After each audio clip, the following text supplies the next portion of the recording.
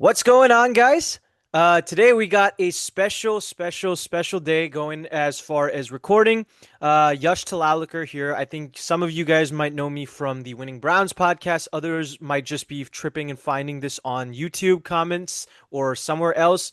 Doesn't really matter. But we are excited to have you here. I'm Yash Talalakar. This is Owen Short, and welcome to the 50-40-90 Club podcast. Specifically, the name is the 50-40-90 Club. But we are going to be talking about basketball on this podcast. We are so excited to have you guys here today. Um, Owen, this has been a while coming. We've been Yeah, planning this. we have. It's been, I think you reached out to me the first time in December, and then this summer we sort of decided to actually make this happen. So super excited to be a part of this project, and hopefully we have many more episodes to come in the future as the off season progresses, and then eventually once the season starts again. Oh, But yeah, absolutely. And I am excited. I mean, NBA has been um, a passion of mine, much like the NFL. And having the ability now to talk about it in depth with someone else, it's going to be something that certainly we want to be able to provide multiple different types of perspectives, multiple different types of situations and content to you guys. And we hope that we're able to do so in such a fun and down to earth manner, but also in informative manner. And today we're going to start off with that right off the bat, talking about the recent NBA finals that just happened, a crazy NBA finals, one that was very unexpected in the outcome, especially so with the game to game basis. There were a few really, really dramatic games, none better than the game four, the historic comeback by the New York Knicks down 29 points. The San Antonio Spurs, of course, playing in a rematch against the Knicks from 1999. This time under different circumstances, Wembanyama being the generational talent rather than Tim Duncan. But things not going so well for Wembanyama as they did for Tim Duncan in his first championship win. But certainly the results have a profound impact, much like any NBA finals, on the future of the NBA. And I just want to talk about what your expectations are going forward, Owen, with the San Antonio Spurs and the New York Knicks, as far as what could be maybe a repeat next year for the Knicks, as far as how much superstar talent they have on that roster. The Spurs, a young roster that could get any much better. What are your thoughts? all right, so I will, before I go into the future of both those teams, I will say that I called this finals for the Knicks at the very beginning. I have the receipts um, on text messages. I didn't call it for them at the start of the postseason. That would have Mm, been insane. I remember walking through the city and they had Kalashi ads and it was call the game right now. It was like on all of the billboards and right. and that you could double your money times 20, which goes to show how much of an underdog they were coming into this postseason. I don't know exactly what their odds were, but probably um, borderline top five, even possibly even lower than that. Yeah. But just really kind of shocking that coming from pre-postseason that the Knicks were able to actually bring it home for once. And for the future of these two teams, are they going to repeat?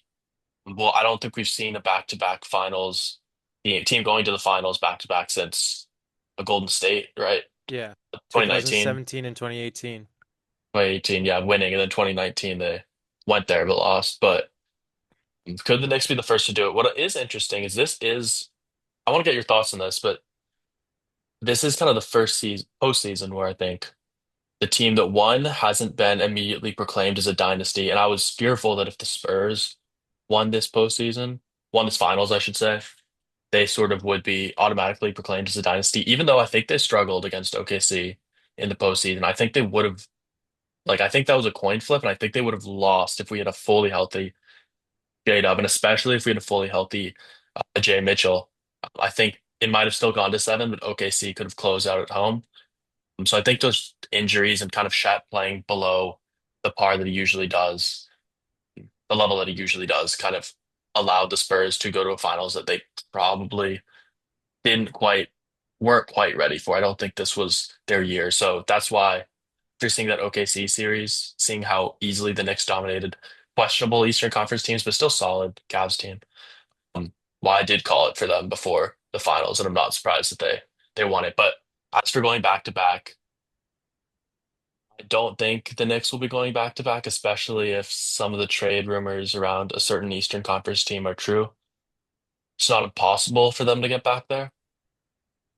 The performance of Cat in the postseason, performance of the role players, not as much the bench, I felt like for the Knicks, but OG um, was just like another level. Like I've never seen a play quite to that level. I didn't know he was that clutch before, honestly, watching this series. But what are your thoughts on it? Well, you mentioned it kind of with the bench a little bit, but the interesting thing I like about this Knicks team is they're very much built the way that most teams kind of should. And is something I also kind of mentioned with the Boston Celtics a couple years ago when they won the championship.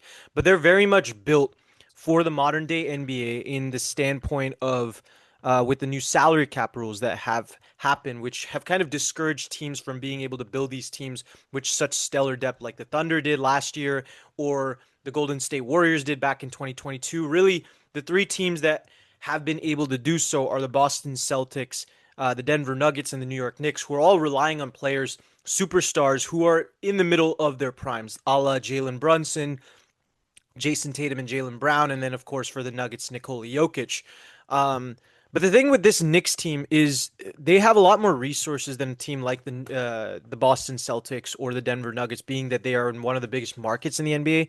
They go and have all these championship expectations that they've had over the last few years and really build off of them in the past few years, trading for OG Anunoby, then Mikal Bridges, then going and making that huge splash for Karl Anthony Towns, basically completely emptying their vault of draft picks. And it really kind of showed as far as how many different options they had on the floor. Yeah, the Spurs had a little bit more depth, but I think from the New York Knicks standpoint is they had more players that they can rely on consistently as the games got further and further into the game, because obviously you can rely on someone like Julian Champagne or Harrison Barnes.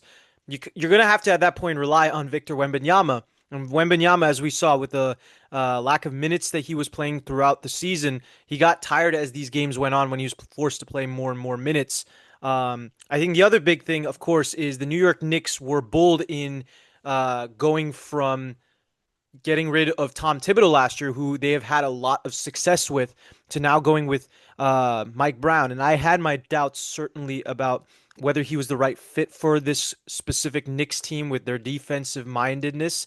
But he turned out to be the perfect fit come postseason time. They were aggressive and they could change their offensive pace at will. So I am interested. You were asking the question as to whether the Knicks, they're not obviously minted as a potential future dynasty. I mean, they do got an older roster. I think Josh Hart, if I'm not mistaken, is 29.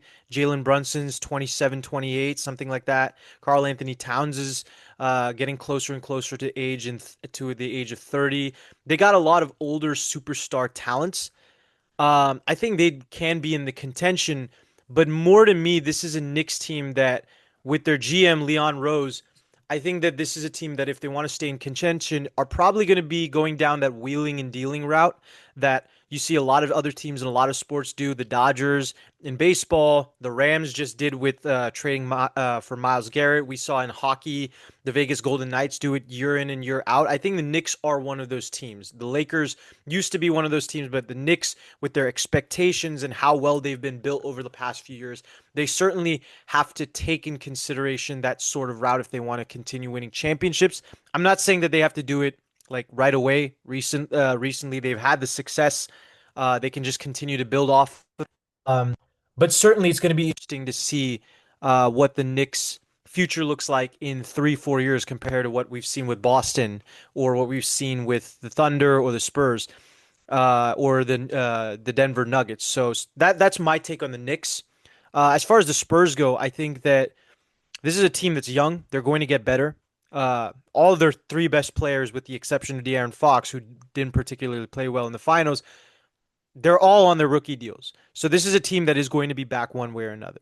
Um, to see how far they're going to get, that kind of depends on the rest of the Western Conference. Obviously, last year we were proclaiming the Thunder as this potential dynasty. And then the Spurs were ahead of schedule. Like you said, I think the Spurs being a little ahead of schedule kind of hurt them against a veteran team like the New York Knicks. But I want to see how that Spurs team is going to adapt in the next few years as far as other teams that could hit them in the mouth earlier versus maybe making the finals again and then actually succeeding at beating a team that is in the Eastern Conference. Because the Western Conference and the Eastern Conference, they have different styles of basketball. I think the Spurs, they got to figure out how to play that Eastern Conference style in a way that the Thunder were against the Indiana Pacers last year. Yeah, that's fair. Yeah, I do think that the Knicks are very much were, I should say, because they did win. They were very much built as sort of a win now team. Obviously, they had traded for Cat in two off seasons ago, I believe 2024, for Dante DiVincenzo and Randall. So that ended up being a positive trade for them come the postseason. Um, but in terms of going back to back, like we're gonna have a healthy Pacers again who've proven in two consecutive postseasons, right, that Tyrese Halliburton led team can beat the Knicks, even if some of those were last season at least was due to some crazy shots. But I think it's definitely possible for them. I think it's possible for the Knicks to possibly um, perform as well as the Thunder in that they could make a conference finals again, depending on where they end up in the bracket. And we'll soon go into a tier list of where I think they'll be. I think their seed next year is going to be pretty high, so they could end up on. I don't know if they'll end up on the same or different sides of the Eastern Conference bracket than Indiana, but I don't think that they're going to. I think if they face the Thunder, then they wouldn't have been able to win because I think mm, for the Thunder to have won the Western Conference Finals, obviously they would have had less injuries. So once they made the finals, then they would have been in a much healthier place. I think the bench depth of the Thunder is pretty much incomparable and compared to mm, pretty much any team in the league. And I think Yeah. that would have hurt the Knicks to a big extent. Yeah, no, I agree with Yeah, that. And what you said about Indiana, certainly, it's going to be interesting to see how Indiana bounces back after getting Halliburton healthy and having a full-on healthy team, what we've seen from them over the last few years. Certainly, I think Indiana is going to be in that conversation of the big three in the East alongside Boston and New York, although Boston relatively had a down year in the postseason. But certainly, um, there's also the question of who's the next big team. I think you look at teams like Detroit and Cleveland. What's the questions as far as how they're gonna, take that next step, especially Cleveland. They've been knocking on the door for the last few years in the way that the Knicks have and the Pacers have before them. So certainly I would like to see how that goes from the Eastern Conference level. But I mean, the other thing we can look at, and this is kind of a good transition, is we were planning on doing some power rankings today as far as way too early, seeing what the NBA might or might not look like next year. So I'm going to share my screen as far as putting up an NBA tier rankings list. We got six tiers: F tier, D tier, C tier, B tier, A tier, S tier. I think for those who know the website tiermaker.com, I think this is kind of pretty prototypical of such a ranking. But we're gonna go through all the teams and kind of discuss where they are. Owen, do you want to do the F tier through S tier, like start off with the F tier teams and then go to S tier, or do you want to just go team by team and just oh. put them? Let's go team by team. Do you want to do Okay, this like S is going to be basically contender and F is just like by seeding pretty much? pretty I much, guess yeah, pretty yeah. much, yeah. So like okay, well, I'll do S is equivalent to like 1 to 3-ish, and then F would be like if you're like 15, 14 seed kind of. Okay. I mean, for my criteria, I think I'm just gonna go any championship contenders S. A tier That's is fair. like, knocking on the doorstep. B is playoff contender, fringe. C is like play-in contender. D is like just mediocre, and F is like, yeah, you're probably gonna be tanking next year. Fair, Um, fair. so I think that's kind of how we're gonna go at it. We'll start off with the Atlanta Hawks. Very interesting year. They started off pretty down. They traded Trae Young, and then they went on a big run. Jalen Johnson and Nikhil Crazy Alexander-Walker run. Yeah, turned out to become pretty good remember that. stars. I don't know. From my end, I still think that they're in that C tier range. You just don't know what to make on the Hawks in a given day. To me, they're the most mysterious team in the entire league as far as what their outcome is going to be like, and they're very dependent on their postseason moves. Personally, I think that they're a C tier team as far as now, right? We have to remember this is way too early, but I think the Hawks, Would you yeah, put C as, sorry to interrupt, but would you put C as play in or C play-in contender, yeah. play in content? So you think me personally, I think you can continue if you want, but Go ahead, yeah, yeah. I will say that although the Hawks only won two postseason games and got 6 seed last year, I think their performance in the second half of the season, the post Trae Young trade, was really pretty good. I think they have a good amount of starters, like Nikhil Alexander Walker improved from greatly off of his season from Minnesota after they got him. So he's obviously a good fit for that team, a great perimeter shooter. Think they have potential. I would put them in B, even don't know about A because I don't know how high we're going with that one, but like I don't think I A, but I could see B. The think questions B I is do where I have, would put them.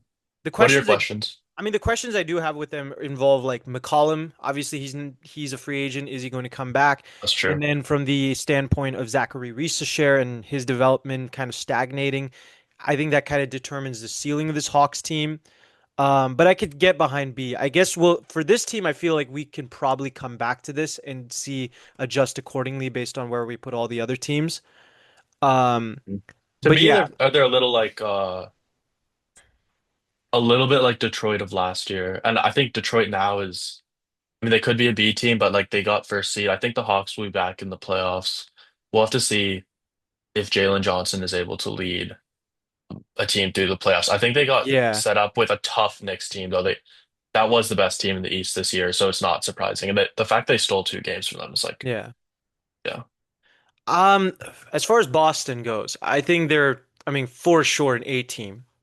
S team is for sure. conflicting, but with the lack of success that they had this past year, it's hard for me to put them in S tier. They've not had a lot of great postseason success over the last 2 years. They're not nearly as deep of a team as they were 3 years ago when they won the NBA Finals. I think that if they really want to get back to being a true championship contender, they got to rely a lot more on just Jason Tatum and Jaylen Brown, and that requires a lot of good free agency moves, and they've made some good free agency moves over the last couple years. They've put themselves in positions where they look like a championship contender on paper, but they haven't actually succeeded at that. That is going to be the big concern. So I think A tier is a pretty good place for the Boston Celtics. I I think A is fair as well. Obviously, we're within 24 hours, we might have some more news on a potential future with a potential trade of Giannis to the Celtics, and that Hmm. will affect some things. But depending on if or not that happens, if we're assuming that that's not going to happen, I think A is pretty fair because they've always been this team that's basically the favorite to win the East, but can never quite pull it off. And this year, losing to Philly was kind of a sign that the current teams that's built now just honestly can't win this conference, I think. But if they make that big move, then shake some things up, they have a better shot. But I think putting them in S would be reserved for like proven teams that have Yeah. at least like made a finals somewhat recently. Yeah. We go to the Brooklyn Nets. This Honestly, team, F yeah. I mean, for me. to me, they could be D tier, but I still think they're a couple years away from their rebuild. So yeah, I agree with you. I'm gonna go F. This team just does not. This team has a lot of talented players, but not enough like blue chip talent to actually take them to the next level yet. So they're the beginning stage of the rebuild. So F tier seems fair. Next to the Ooh, Charlotte Hornets, I'm gonna let you start this is on a this fun one. one. This is a Yeah, fun one. I think the natural inclination, the reasonable choice here would be C, would be playing, but I'm gonna go B because I think that obviously their record towards the second half of the post-January part of the season was insane. It was, I don't remember exactly, was it the fourth best in the league, fifth best in the league, something like that? Um, But do I think they can get like a top six seed, be a solid playoff team? Yes. Do I think they can win a conference? No. But I think the main issue with this team is that some of the guys, they're obviously a pretty young team, right? Like Knuppel, 21, 22, something like that. LaMelo's had like 6 years in the league at this point, but a lot of their guys are relatively on the younger side. But I feel like watching their games, they're an exciting team and they're really great offensively once they get going. So Yeah. The only problem is no proven playoff success, and I don't expect them to like make a deep playoff run. Like if they're in the conference finals next year, I'll be honestly pretty surprised. I think they're probably a first round exit, second round at best. So, but I think they're pretty much the same, have potential next year to be same level as the Hawks. So I think B would like lower B is fair for them. How about you, Josh? So I'm gonna go B because I think that's the reasonable play to put them. But personally, I actually have them in the A tier, and I've mentioned this to Owen Really? before. Um, but I do think that, yeah, I mean, I think the Hornets, in the way that the Spurs broke out this year, maybe not to the level that the Spurs have, because obviously the Hornets don't have a player quite like Wembanyama, but. I think the Hornets are that team that's due for a breakout year. The way that they played in the second half of the year, just winning game after winning game. The Eastern Conference was a lot more deep than it usually is, so it was hard to just kind of make a dent into getting into the playoffs. But in a weaker year, this is a Hornets team that probably would be at the top of that Eastern Conference by the end of the year, at the very least, a top six team. So I think with a full slate of years where they're consistent, LaMelo's healthy, Com Kneppelgett takes another step in his development, Brandon Miller takes another step in his development. They're a deep team too. They traded for Kobe White. They got two really outstanding and very underrated centers at this point in Musa Diabate and Ryan Kalkbrenner, who were pleasant surprises. I think this coach, the Hornets coach, I'm forgetting his name right now, but he's got all of the chips moving. And I think in the way that the Pistons broke out and got to the number one seed this year, I think the Hornets, maybe they don't have the postseason success, but at least in the regular season, I think they could be one of the most dangerous teams in the Eastern Conference and certainly contend for not just a top six spot, but really a top three spot in the Eastern Conference. The big concern I do have, which is why I will kind of defer to your opinion, Owen, on this is, of course, I think we've seen with the trend in the Eastern Conference a very much wait your turn type conference. The Knicks had to wait a couple years before they took that step into making the finals. The Cavs are kind of in that midst right now. The Celtics were previously, Yeah. the Miami Heat before them. So certainly, I think the Hornets are definitely going to not have the postseason success to level them to be in the same tier as Boston. But and because of that, they're probably going to be looked as frauds, but I still am very, very excited about the future of this team.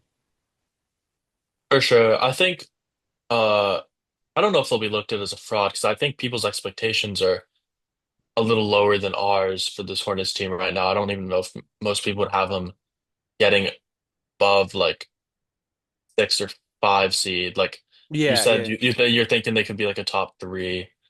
But in terms of postseason, yeah, like I don't think they'll have crazy runs. Probably a few years off from making like at least 2 years off from making a conference finals. I'm not sure of the draft capital they have right now, but obviously Khan has to be proven because in the play-in games he looked awful to be honest. But not too big of a deal. He can probably continue to improve from there. It's just two game sample, but um, yeah, if his regular season development continues and LaMelo Ball tightens up his game a little bit, think they definitely have a shot to be a high seed this year. Then maybe next season would be one where they could make a conference finals or kind of be like 2024 Pacers for sure. era in terms of development. I'm gonna skip the Cavs for just a minute because I think we can kind of take on two teams at once with this next one. The Bulls and the Mavericks. Okay. I think they're in the same tier. I think they're the D tier, D. especially with the Bulls. I don't know what the hell they're gonna be doing with their GM upcoming. Their new GM, I think, is their team is very much dependent on the draft tomorrow. Obviously, they got the fourth pick, so that's going to determine, their future and how good whoever they draft, most likely Caleb Wilson, at that pick. I think that this is a team that has shown year in and year out they're just a disappointment and very mediocre at the very best, and they're a terrible team otherwise. But they're going to have to really bring it down to be the same level as the Brooklyn Nets. So I think they're a D tier team. The Mavericks, I have no idea because they played better than expected this year. They got Cooper Flag, obviously, but then they just hired the Michigan head coach, Dusty May, earlier this morning as we record this episode. So they're pretty much kind of floating anywhere from C to F tier. I think the Mavericks being in the D tier kind of makes sense for the time being, but we will see. I do think, yeah, in the Bulls, I have basically zero faith in them. I don't think they're going to be. more than potentially a play-in team and a lower play-in at that. I don't think, even though they lucked out and got a top four pick, like I don't think it's gonna greatly change things. I don't know how good Modest is gonna continue to develop, um, because he is a promising for that draft. He is one of the best players, but he needs to continue to sort of improve there. As terms of the Mavericks, though, I mean Cooper Flag is they always say generational player. I don't know if I want to use that for everyone, but I think for him it's a fair thing to say. I mean, he's obviously defensively like I would say like he's ahead of where he should be offensively, especially towards the end of the season. Because obviously at the start they were a little more hesitant to him getting minutes, and then with all the injuries like reaming out, he took on a huge offensive burden or an offensive load. And his efficiency still could be better. There's like flaws with this game. His 3-point shooting isn't the best, but I mean he's extremely athletic, high playmaking IQ. So if I wouldn't be opposed to having them be in C because I think their ceiling next year is probably play in and could make playoffs potentially. I'm not going to bet on them making the playoffs, but I'd expect them to probably be like a 10th, ninth seed if things go well with their new head coach as well. But it's also they could be Yeah. they'll miss the playoffs again. But It's Cooper all Flag probably will be. I think next season he'll be all-star for sure, and like I would say honestly like all NBA. Yeah, I mean Cooper Flag certainly is ahead of schedule, but it's going to be interesting. It's always interesting to see how a coach adapts when going from college to the pros. So Yeah. that is going to be the big question now with the Mavs. I think the next three teams we can kind of just get out of the way right away. The Cavs, I think I would say they're personally, I would say they're an S tier team. Oh, Um, or at the very least, they're knocking on that door. The Denver Nuggets, A tier. I would say the Pistons, same thing. You could also argue the Cavs are A tier, but personally, I have them the S tier. I don't know what you think about that.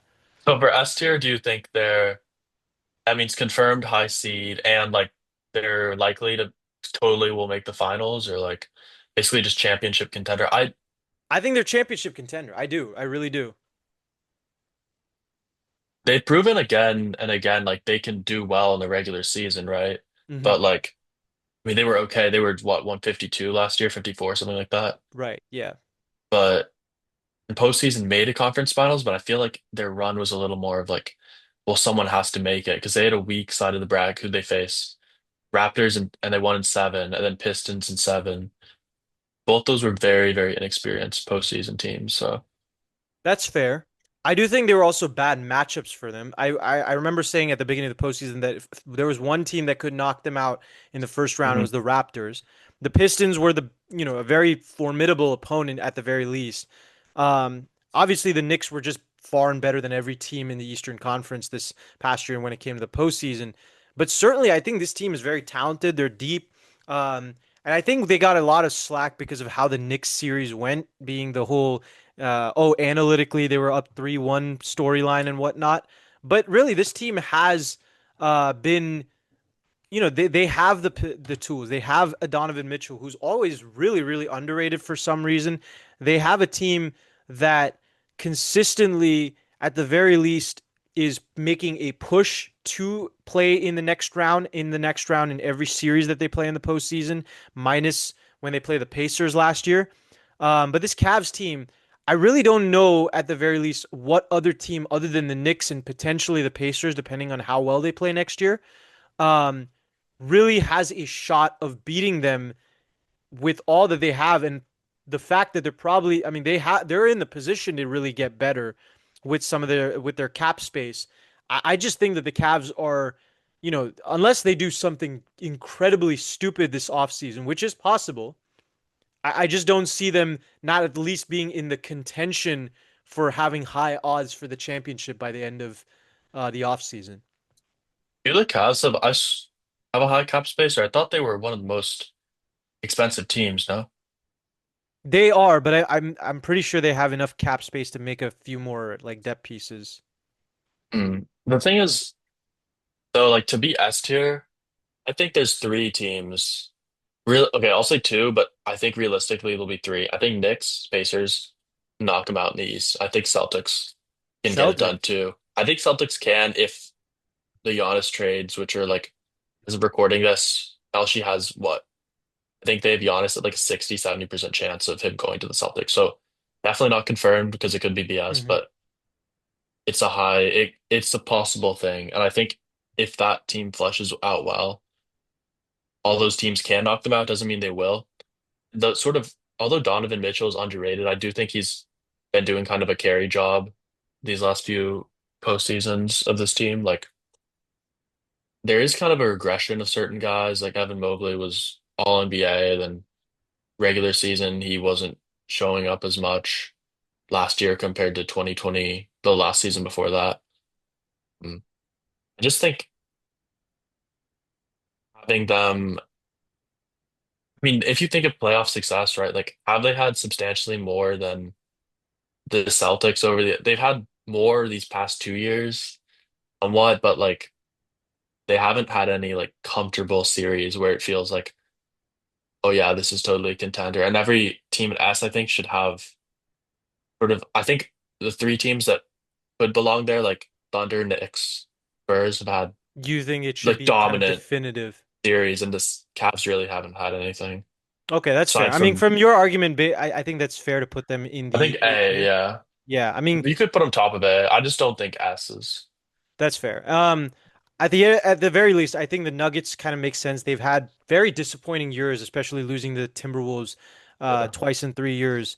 And then the Pistons, I mean, very much they're the next team knocking on that door, but um, they're gonna need a couple extra moves and they're gonna need a couple extra improvements by other players other than Cade Jalen Cunningham. Duren needs to play a little bit better. Exactly, yeah. Yeah.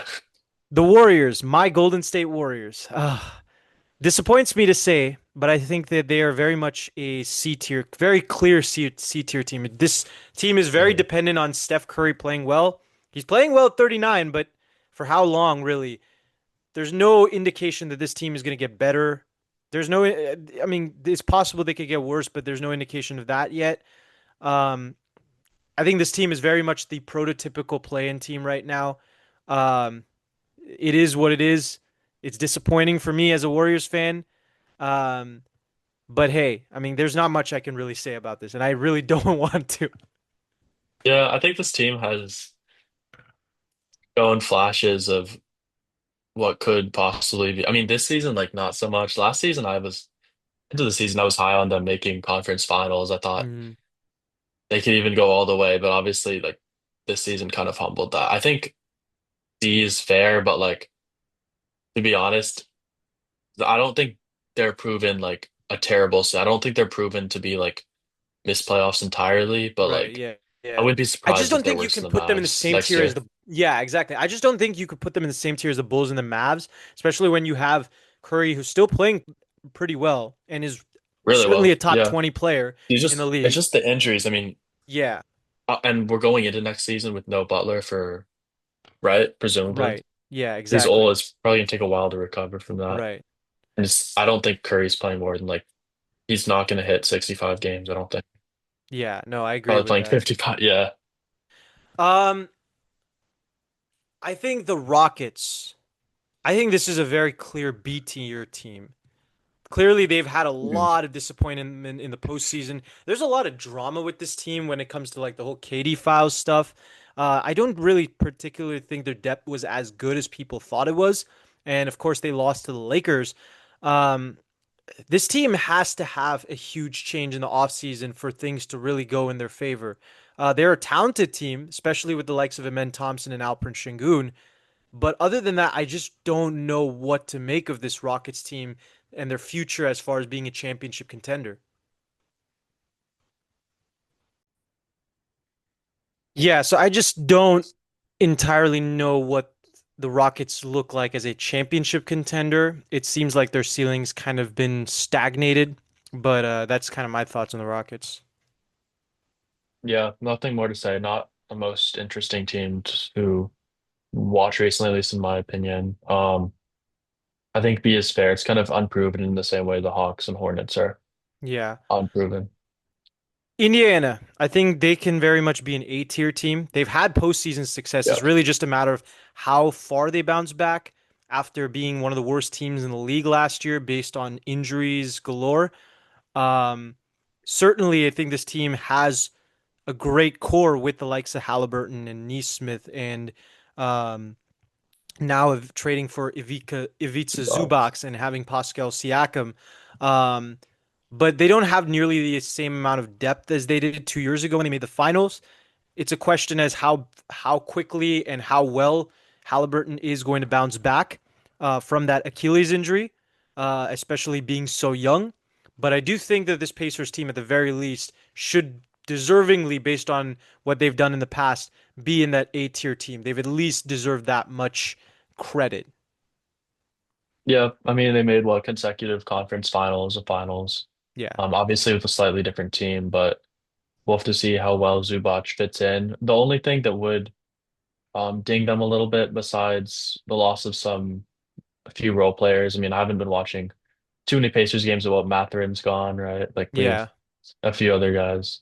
Um, is that they didn't end up pre-draft predictions were that they would have a high pick, so they would get potentially right out of college, like a Cam Boozer or someone to whoever they ended up selecting. But obviously that didn't happen because the clip was transferred because it fell out of the top four, right? But Yeah.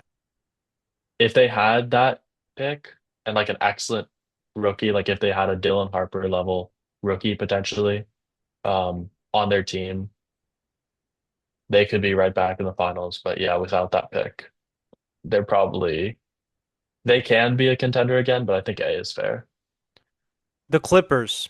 I think this is another C Ooh. tier team, very much so, especially with the uncertainty always around Kawhi Leonard's health. This is a team that was very much in a rebuilding phase. They have a lot of interesting pieces. Darius Garland. Now they have Benedict Mathurin, a lot of young players.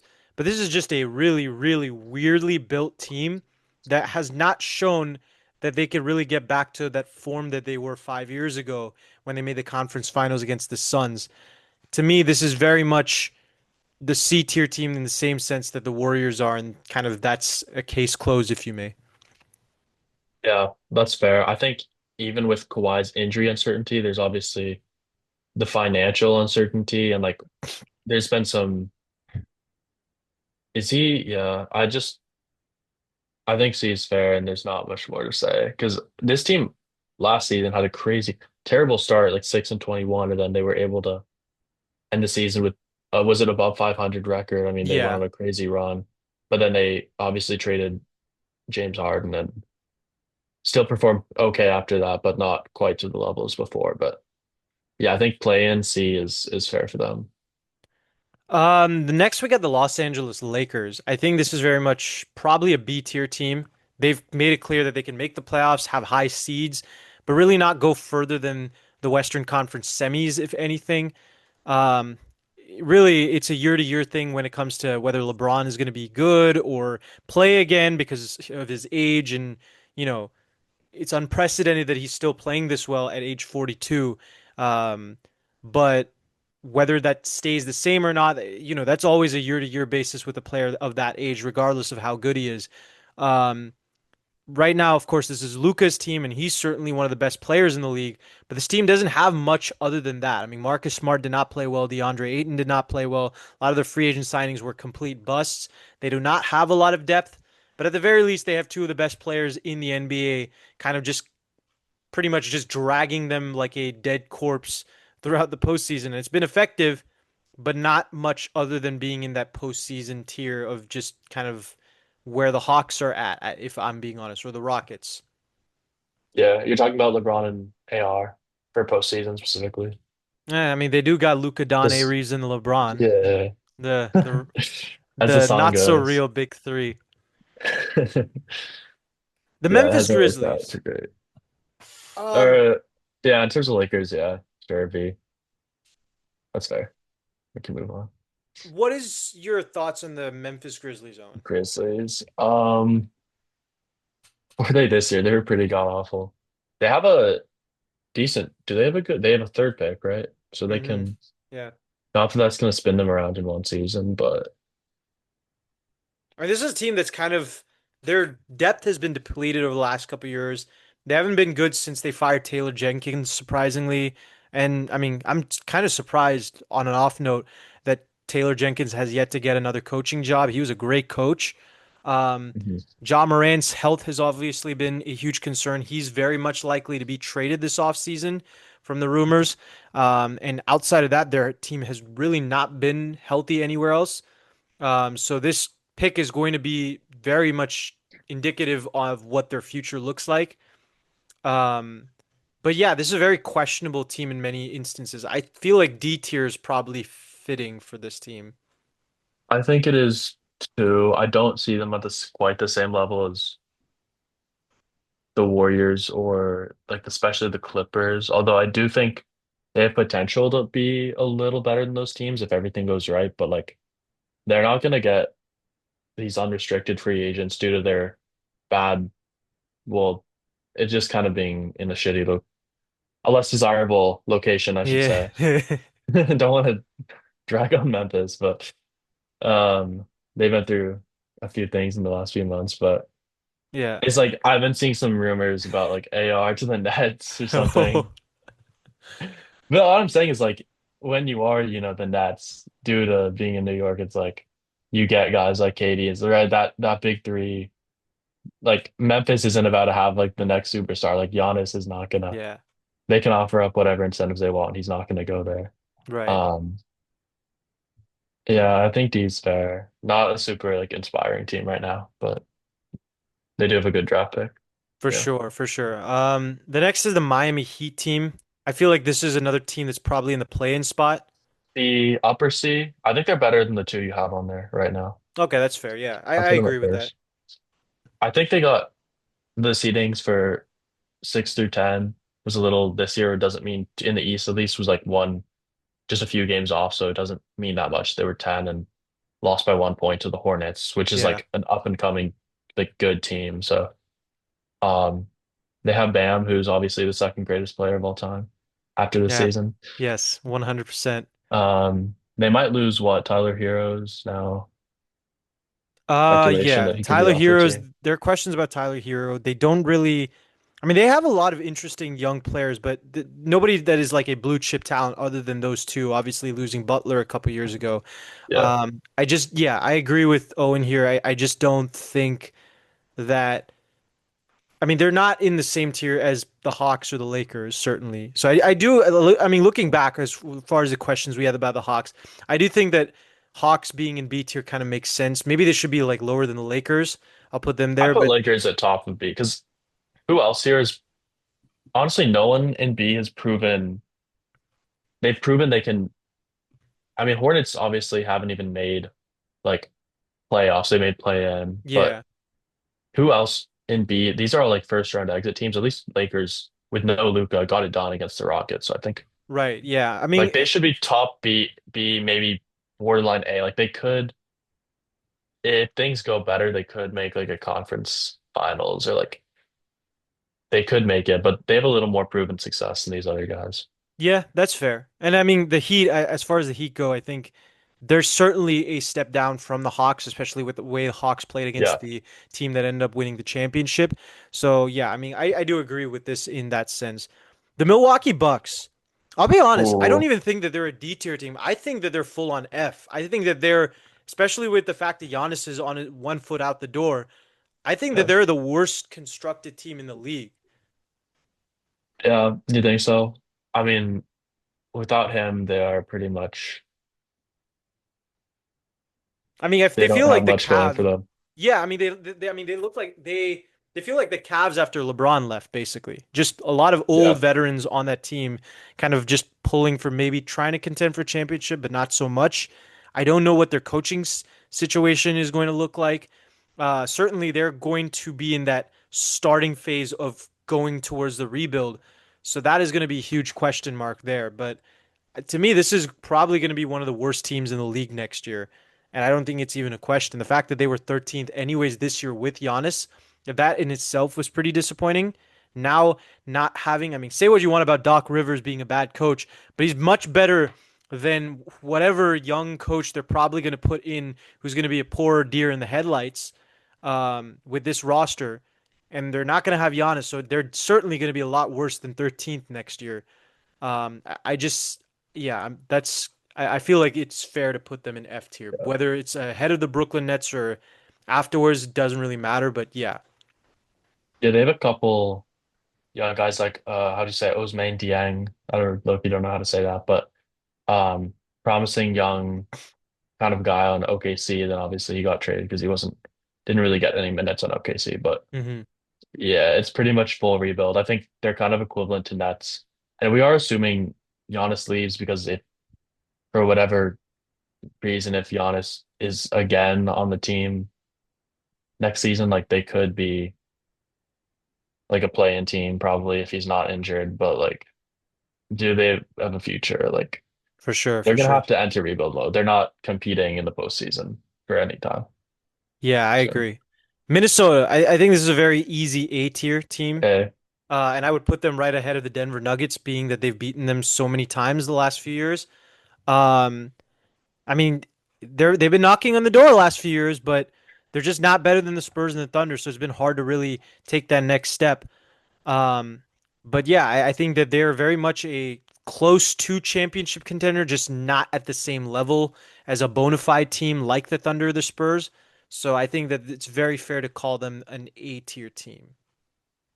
That's fair. I think I would put them A tier, and honestly, I would put them at the top of A tier. I think they've more as currently constructed. Obviously they went out to the Spurs in six, but that was obviously a great Western Conference team that had, if not championship potential. I think they could have. I don't think they could have beaten the Knicks, but I think they were. They made the finals, obviously. I think they had more proven success than the Cavs and Celtics in the past two I years agree. because And I obviously mean, they made two conference finals and now beat a great Nuggets yeah, team with Jokic. So I and don't that's see a reason. Yeah, go ahead, you go can ahead, go. go ahead. No, go ahead, go ahead. I don't see a reason why they can't have more success in the future. It's just getting over that final roadblock is going to be tough for them. I think, hmm especially, I think they're going to have a lot of have probably more second round or conference finals exits. But if they can improve their seed and if they can get like a true point guard, make some trades, I think they're going to be in a good position. But we do have the DiVincenzo injury, so Right. we'll I have to mean, see how that works. yeah, I mean, I think the thing with the T-Wolves is they're one move away from being in the same tier as the Thunder and the Spurs as far as just competitiveness goes. The fact Yeah, that they were able to contend with the Spurs in spite of all the injuries that they had this past season in the postseason, it was impressive in its own right. Um, certainly, I mean, they've made the conference finals 2 of the last 3 years. They very well could have made it with a healthy team this year against the Spurs, who are ahead of schedule, as we mentioned. But yeah, I mean, I do like, and the fact that maybe Wemby could have been suspended for that elbow he threw against Nas Reed. But yeah, I mean, I do very much think that this Timberwolves team, if not, I mean, if things go their way, they certainly will be in the finals one day. It's just a matter of can the Thunder get upset? Can the Spurs get upset? Can they have something little that doesn't really get in their way? If that happens, yeah, I mean, this Timberwolves team is as good as potentially the top three teams in the league. So I do agree that they're at the top of the A tier list for sure. for sure. I mean, in the modern sort of post 2019 league, it's like to make the finals even in two consecutive years is very difficult. Not saying that it can't happen. It totally could be Spurs again next year, but like if there's a hmm Western Conference team that's gonna make it, it's gonna be Minnesota. I think they're gonna make it before like Luka or Jokic makes it again. hmm They're knocking on that door. They have a better constructed team than those other two, even Yeah. if their superstar is like slightly below. But yeah. The New Orleans Pelicans. Boy, oh boy, oh boy. I do not know what to say about this team, but I mean, this is a team that tried this year. They didn't try to Yeah, tank, and they still they're just failed. terrible. Yeah, You want to put them in D? I I don't feel think like, yeah. they're not F. They're like they have really two promising rookies. They have Jordan Poole hasn't been playing as great on them, right? Like ever No, since he got but they still got Herb Jones. They got Trey they had a Murphy. Zion seat. Did Zion get to 65? Zion, He yeah, played it yeah, he played a few, did. right? Yeah. So they Um, tried and they D's probably fair. I just feel like the Mavs are like gonna be better than that's the fair. Pelicans. I mean, this is a team that no matter how hard they try, they're just bad, and it's very year to year on Zion staying on the team or being healthy. This team's got a lot of talent. I just don't think that they're on the same level as the Nets and the Bucks. But I mean, it's fair to really put them Yeah. anywhere of this bunch. Looking at it though, I do think the Bulls should probably be at the bottom of this D Yeah, tier. But yeah, I mean, yeah, that's I fair. I feel so sorry for Pelicans fans. I mean, I go to college in Louisiana and I get to see them basically just. I mean, nobody Are there wants to be a actually are most people there like Pelicans fans? I don't think enough people care about basketball there Yeah, down there. so But like the ones who do, they don't even really want to mention themselves as Pelicans fans right now. Kind of goes yeah, without saying how bad they've been over the last few years, how disappointing. But it is what it is. I mean, I am optimistic, unlike a lot of other people, about Jamal Mosley being their head coach. He's good at developing young players. But that's not what this team needs. So again, this is a very much until they do any better, until they prove me wrong, I'm not going to say anything type team. So, you know, yeah. The best they can do is like have a surprising eighth seed or like a oh they could be B tier next season. That yeah. like absolute best, but They're yeah, basically what the Hawks were the previous few years, I feel. yeah, like a few years ago probably. Yeah. The New York Knicks, I mean, the championship contenders have everybody pretty much coming back. They're very much clear S tier. I don't think that goes without saying. Yeah, nothing much to say there. Okay, Unless the only reason we wouldn't put a champion there is if it's like a Raptors situation in 2019 or something. pretty much, yeah. Oklahoma City, they're definitely F tier. Don't you agree, Owen? I mean, they're very much F tier. Just one of the most Yeah. terrible organizations of all time. If you're watching my roommate TJ, yeah, oh, don't you even try with the whole Shannon Sharp outline for a diss. Like Oklahoma City sucks. They're just terrible. I mean, I don't understand why I'm putting them in S tier. I think just my hand is, kind of doing its own It's thing kind of right slipped now. there. Yeah, yeah. Yeah, It's like exactly. It's not like they have the reigning two-time MVP and like a really good team that was just one game away from being in the championship. yeah, Uh, no, they have no shot of winning it next year. yeah, for sure. If you're watching TJ, there are certain choice words I want to use to talk about your Thunder that I'm not going to use, but we'll move on. The Orlando Magic. I'm interested in what you think on this, Owen. I mean, I don't think we can put them above with I don't think we can put them above B with like no. I think that's the only logical one because Hmm. they've they can make playoffs. I think they can win. I mean, Paolo's like performed well. Were they did I kind of forgot the Pistons. Did they have injuries or no? Was everyone playing? Like Franz Wagner was playing and They no, Franz Desmond Wagner Bane got was hurt. playing. Franz Franz Wagner Wagner got got yeah. hurt. Yeah, like I think they could have taken that series. Expected them to honestly take it. And there's no reason they can't have like a run next year, but to put them in A is like kind of ridiculous when all these other teams have either been like first seed or had like good like conference finals at least playoff success. So I I think agree. this one's pretty easy. The Magic is a very interesting team because I mean, their postseason success, or forget postseason success, but their regular season success has been very disappointing. This is a team that year after year I feel has been that team that could very much take that next step into being like the Detroit Pistons were last year or the Cleveland Cavaliers were before them, and they just have not done that. But they've been competitive in the postseason a couple of years now. There are questions about Banchero's future, Franz Wagner's future, whether they're cohesive with each other, whatnot. But yeah, I mean, at the very least, they're still competitive. So I agree with Owen that they should at least be in B tier. Yeah, I do remember expecting them to be this was a bit of a disappointing year because I remember after 2025 season ended, like I expected them to have a good jump and be like potentially a higher, I don't know about a Pistons level jump, but at least like win like a playoff series. But they obviously weren't able to do that. Yeah. The Philadelphia 76ers, I think, are also a pretty clear B tier team. I'll actually put them at the top of B tier with how well they played this past year. I mean, they got a young group of point guards. They lost Jared Mhm. McCain, but I mean, with Tyrese Maxey playing as one, I mean, he's emerged as one of the best players playing in simple period in the entire league. VJ Edgecombe, one of the best young guards in the league. Certainly, this team is very dependent on the health of Joel Embiid. But when he's healthy, I mean, they are. I mean, he's great for this team, and the Sixers are a true playoff contender that can do some damage. I just don't know if we'd be able to put them in A tier, given they usually stagnate by the time the Western Conference semis roll around, and this team has just not had the same level of success as the Pacers or the Nuggets, and they're certainly not as formidable of a regular season team as the Pistons. So I just don't think that they're on that A tier level. Yeah, I agree with B.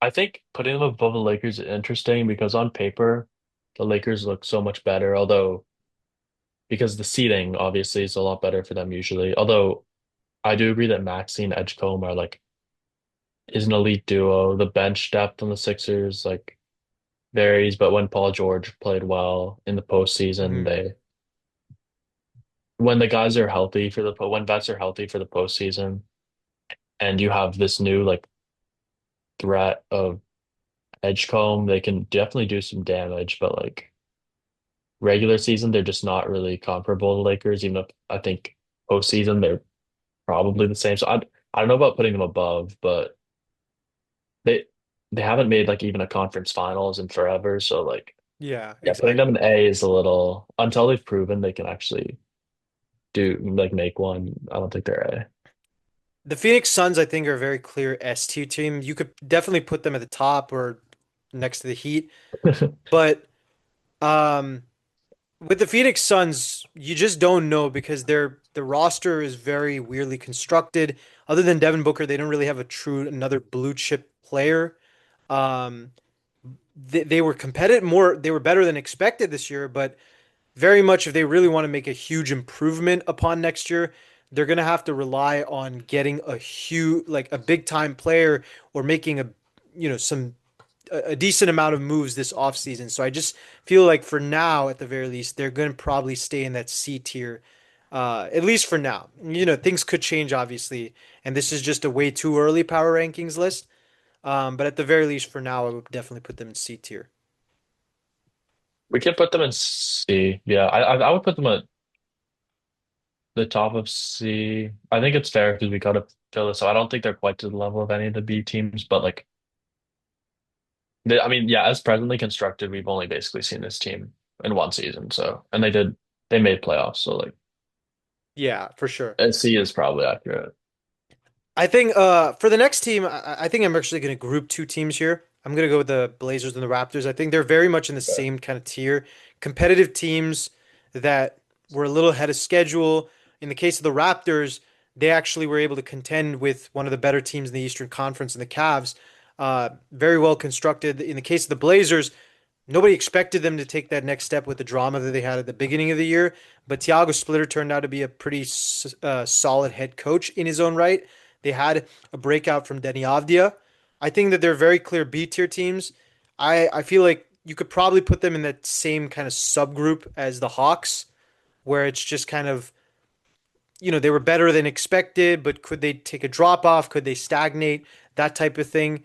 Um, I think that the Raptors, I mean, they got a great starting five. They got to add more depth. In the case of the Blazers, they're just pretty much relying on the development and taking the next step from guys like Shaden Sharp, etc. So I don't know. I feel in Donovan Clingan, but other than that, I mean, I do think that they are solid, at least teams that have a good shot at making the postseason next year.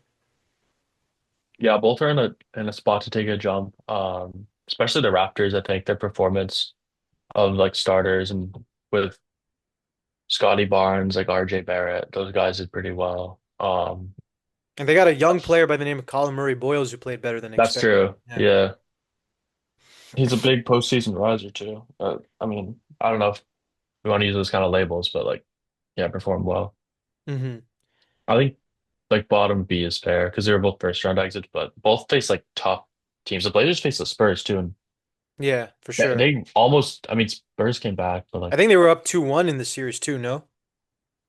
uh, no, I think Spurs won five, but like they had a couple games where it was like close. It could have been longer. Right, exactly. The Sacramento Kings, they probably are the worst team in the league next year. They kind of got unlucky with this draft too, that they ended up falling to 7. I just don't see them really being a good team. I think it's pretty clear that they're probably going to be one of the worst teams in the league next year. Yeah. I don't think there's much other to be said about them. Same goes with the Spurs, but the opposite. They're probably going to be uh, a championship contender, as we mentioned earlier in this video. That they're going to be back. They're young. All their best players are in the rookie deals. Um, Wembanyama is going to be one of the best players in the league for years to come. I just don't see them not being at the top of this list. Whether we want to, I mean, with the top three, we could pretty much just put them in any order. It really doesn't matter. So I guess we'll leave that up to you guys in the comments to tell us who you think is the number one, two, three, etc. But yeah, don't really take it too much as far as the placement of the S tier teams. It is what it is.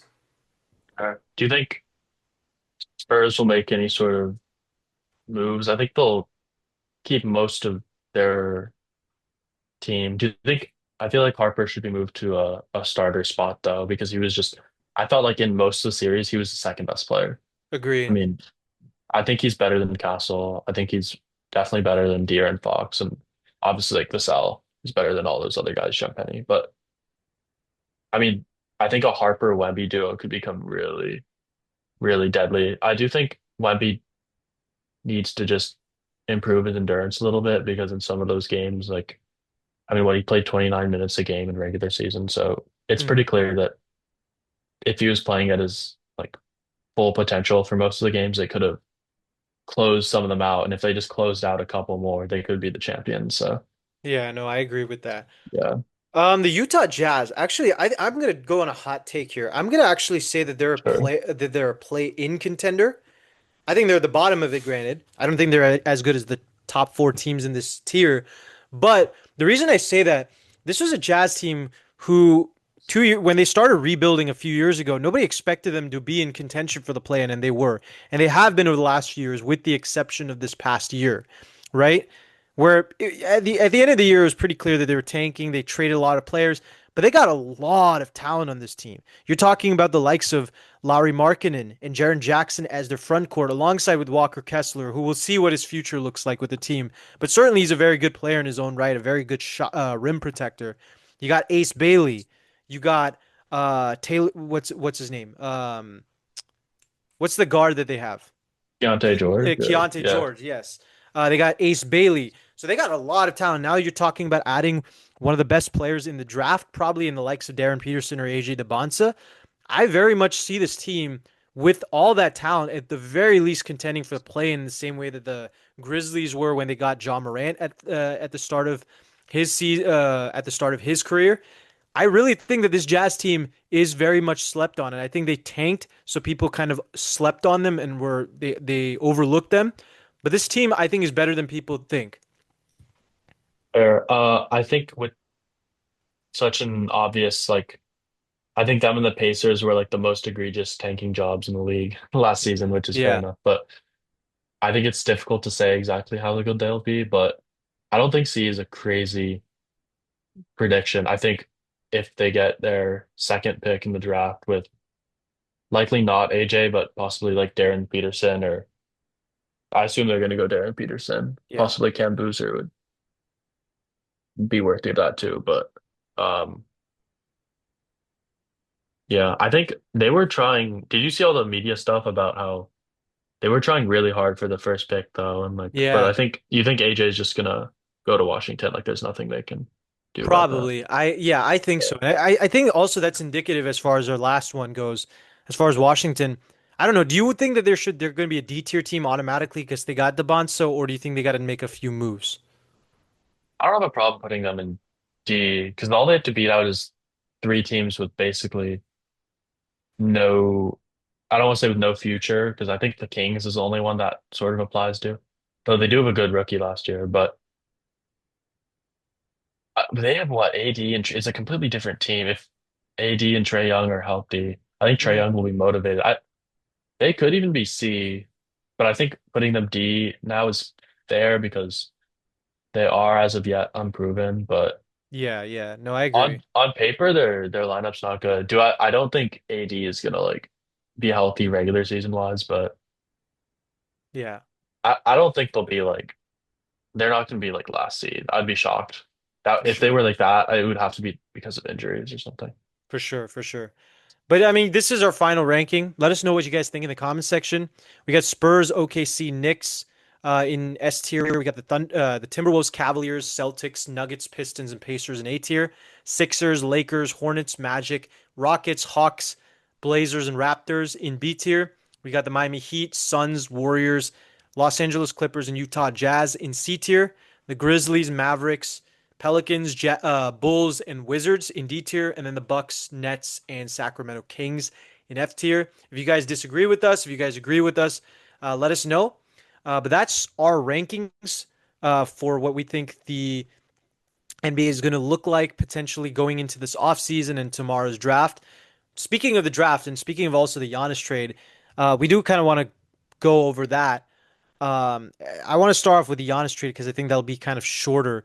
Um, where do you see him ending up? I know you've talked about you think it's likely that he's going to end up with Boston, but there are a few scenarios where I could see other things happening.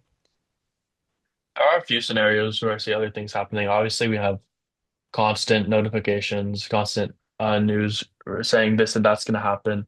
Um, I think so. We had the basically it was coming out that he would prefer either the Heat or Boston. And I think the reason that, assuming he's going somewhere, I think Boston is a more likelier option is because he's spoken of how he wants to win, and obviously the Boston's kind of a as the last 2 years they are a proven regular season team, and I think if they've kind of admitted that they're not going to win, I think well, what first round exit, second round exit, like kind of proves they're not as much of a contender anymore with the Brown Tatum duo. Hmm. Just because the East is a little bit more difficult than it was in 24. But I think he would probably go there as far as I think what they can offer to Milwaukee too is like they can offer a proven superstar in Jaylen Brown, right? And the Heat can't really offer anything of that same caliber. Um, but I think there is potential like that this is all a bunch of noise again and he continues being on the Bucks. But if he does stay there, he's kind of working against his mission of trying to win another championship because they really don't have much going on there. Do you think there's other possibilities in terms of where he could possibly go? I do, and the team I'm looking at really much with the rumors that have been going on about Jalen Williams, I look at the Oklahoma City Thunder. I think the team that Really? is like the best fit for him, believe it or not, is the Spurs. The reason I don't see that trade happening is I just don't see the Spurs moving away from Dylan Harper or Steven Castle. And I think the Bucks are definitely going to ask for one of those if they want to get a trade. And I just don't think the Spurs are also going to get rid of some of their first round picks and whatnot, or at the very least enough to be able to trade for someone like Giannis. The Thunder, however, you can match the salary with getting someone like Jalen Williams in, as well as how promising and how good of a player he is. Add someone like, say, I don't know, um, Kenrich Williams or Aaron Wiggins, Isaiah Joe, someone off that bench who's very valuable. I think Um, Aaron Wiggins got traded just today to oh, did he? not, I think it was Hawks, yeah. Oh, yeah, you're right. Yes, I remember seeing that. I But completely forgot about the that. Thunder need to dump some people for Right. second apron though. Exactly. So So, I mean, at the very least, you get someone like Giannis, a true proven player alongside Shea Gilgeous-Alexander, and maybe, he helps with Chet Holmgren and his deficiencies against someone like Wembanyama, a defensive guy who can play very well against Victor Wembanyama. I think that's what the Thunder clearly show that they've needed. And at the very least, I mean, the Thunder also do have a first round pick in the lottery this year. They can use that to maybe get someone a la a Yaxel Lendeberg at that point if that's how they end up going with it. I've said as far as what I look at the Thunder doing If they have problems with Chet Holmgren, go and get Ade Mara, right? Have that front court, and then still trade for Giannis, being that Giannis can just kind of place well in that small forward position and kind of just push the pace of a very slow pace Thunder offense. But from that standpoint, I do think that the Thunder kind of make the most sense because of all the draft capital that they also have. Sam Presti, when necessary to be aggressive, he is. I think it just kind of makes sense. Otherwise, they might stagnate. I don't think they will, but that might be the perception within the organization as far as them just last year thinking that they had a potential dynasty. Yeah, that could be possible, but you're saying they would give up J-Dub and probably have to give up a few picks, and for salary they'd have to give up probably some. I don't know the exact like how much it is, but they probably have to give up someone else now, Hmm. like a Lou Dort as well in that deal. Yeah. So, which probably would still make them better and definitely more effective against the Spurs, but um, it could be a surprise like that. But I think they would probably more likely to go in the draft and get a Damara or ESPN saying Morris Johnson Jr. is another one. He's another center. I don't know how effective he'd be against He's a little uh smaller though. I Wemby. just don't see them He's going for smaller. yeah. I just don't see them going for someone who's 6'10" who has very little movement mobility or like laterally at the NBA level, kind of like Morris Johnson. I don't know. That one is Is a a weird one Damara for like me. a mobile guy? He's like 7'3". He's 7'3", but he's quick and he's a great help defender. And I think that's what can help, especially with the Thunder's defensive schemes. I mean, they had a guy like Hartenstein who really worked well. And Hartenstein's a better on-ball defender, but there's no inclination for me to say that, hey, the Thunder are going to move away from Hartenstein. They could still keep him. He's still undersized, but you get another 7'3" guy. You're basically talking about the Twin Towers in the same way that the Yeah. Spurs were able to minimize Shaq back in the day with David Robinson and Tim Duncan. I think the Thunder can basically do the same thing when managing Wembanyama, especially with Chet Holmgren. At the very least, he's a better he's a better perimeter defender than he is like an interior on-ball defender. So just having him play help defense and playing alongside Ade Mara with his strength and whatnot, I think that could really work well with the Thunder. That's fair. And they do have a good, competent front office, so Hmm. it is a possibility. It's just, um, yeah, and you do think the Bucks should trade him this season if they do intend to ever trade him because his value is Yeah. already kind of declining with his age, which is like what, 32 at this point, probably. Yeah, Um, exactly. Something like that. Yeah. You think, do you see any other teams? I don't see Spurs I don't see the Miami Heat moving trading because I just away. don't think they have the assets. I could see, I mean, the Lakers making a They'd have to push. throw in a lot of picks for that because they don't have Right. really good players. Exactly. And the same thing applies with the Lakers. I could see them making a push. I don't think it's going to happen. Same thing with the Warriors. I just don't think Yeah. they're in a real position to be considered what Giannis wants. And I'm pretty sure Giannis also has a no trade clause. So he has to approve that deal. I'm not entirely sure. Mhm. You might want to double check that. Let's But see. um, yeah, I mean, Uh, no, he does not. But oh, okay. he's unrestricted, right? Yeah, oh yeah, true. He's a free agent, so I guess it kind of works through the sign and trade method, right? Yeah. Um, I still don't think he would be interested in going to the Warriors from that angle. And I just don't think the Warriors, I mean, they're a senior citizen home in the making right now, so it just Yeah. doesn't make sense to go for another player who's as close as he is to 30, and trade so many picks for him nonetheless. But I mean, it's going to be interesting to see, especially with the draft. Now, this is one question though I did have as far as the Giannis trade. Do you think I was always thinking that the Rockets were going to go after him last year. Now, especially with the KD drama, do you think it's possible that the Rockets go after Giannis? Ooh. It's possible, but um, I mean, after like two blockbuster trades in 2 years would be because what would they even give up for him? I feel like they could give up KD for him potentially, and then, a few young players. But yeah, I mean, at the end of the day, now that I think KD's of it, effectiveness is kind of in question in the right, future, right?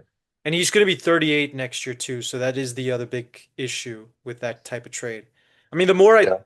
the more I say it out loud, it just doesn't seem like it's going to likely happen.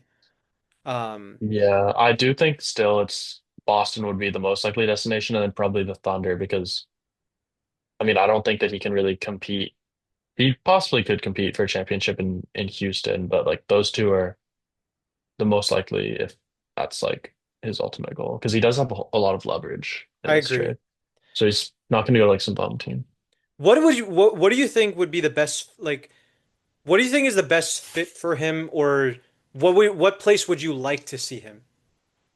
I'd like to see him in Boston, to be honest, because I don't obviously I'm not a huge fan of the Thunder, so having them be more effective against the Spurs wouldn't be ideal because um I want to see also in the West some other teams like Minnesota have a shot, and I think it's really tough for them if they have to go through this overpowered Thunder every year. But I think Boston would be like a fun team to watch. They're always a pretty fun offensive team to watch. Sometimes they end up shooting up too many threes, but I think Bo or Giannis would be like a Giannis Wemby finals would be huge as well to show if like um because I think if Giannis gets or I mean sorry if Wemby can get himself back into the finals and go up against Boston, it would be like great for the NBA.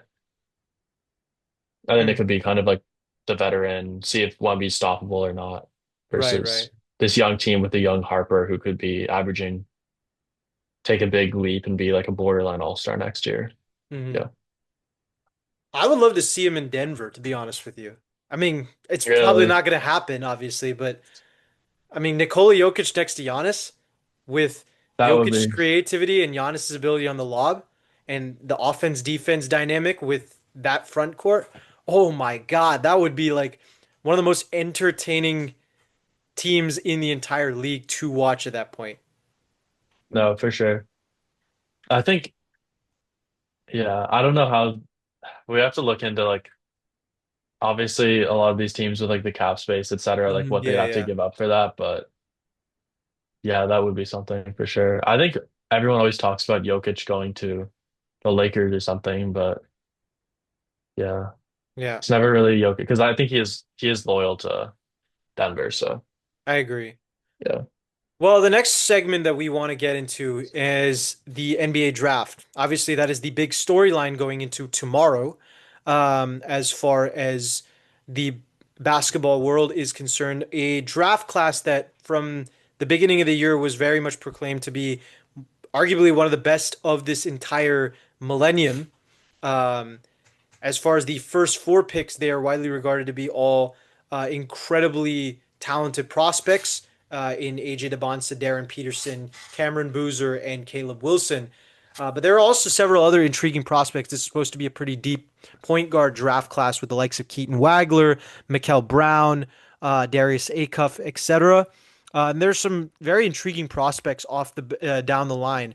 Owen, my question to you is: are there any players that you think this as far as this format goes? I guess we're basically going to just kind of be asking each other questions about what we think as far as the draft goes. But my first question to you is, um, do you think that who do you think is going to be the biggest bang for the buck, if you may, the biggest steal in the draft, the most underrated player, if you may? Who do you think that player is?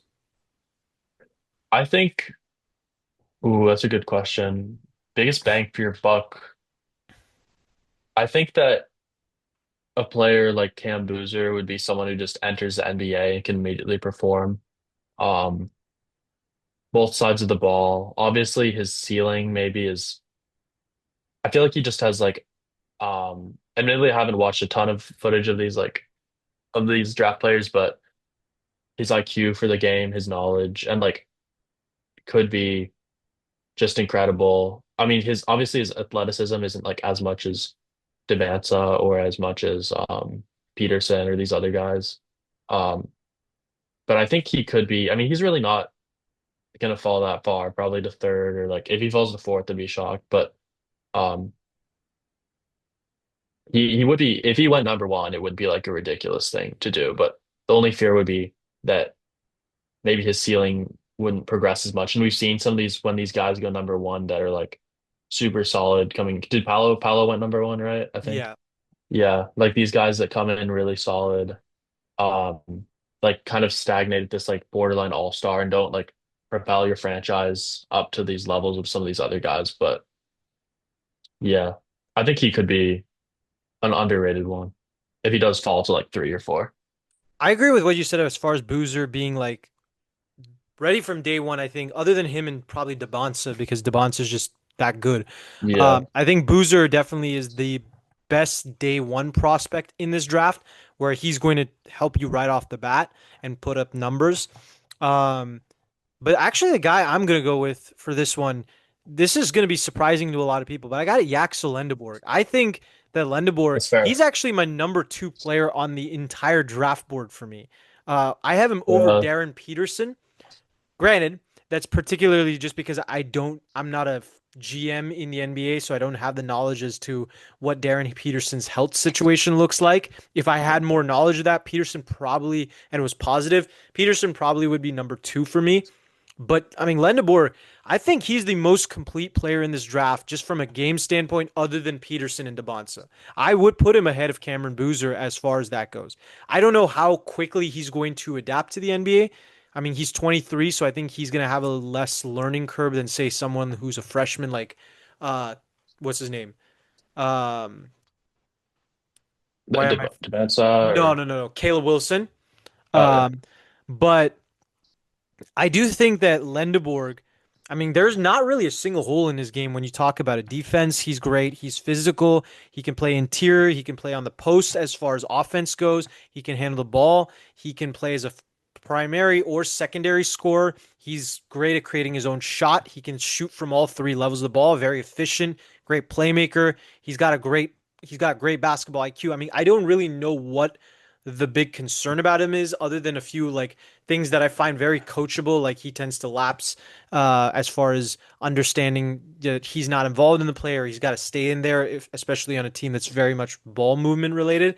But I think, certain teams, if they get him, I mean, whatever team gets him is going to be really, really happy. And I think he is the steal of the draft for his value. He's definitely going to go somewhere in that 9 to 15 range as far as what it looks like. To me, just based off of that, I think he has to be the best value in this draft goes. But as far as this draft goes, compared to like last draft, I just don't see them being a lot of like intriguing prospects down the line. This is a very top heavy draft class. Granted, a lot better prospects at the top, but I do think that this draft class is very much reliant on, a good 10 players that are going to make up how good this draft class is. My other question to you, Owen, is do you feel like this draft class is any similar to any draft class? For me, I personally feel this draft reminds me a lot of the 2009 draft.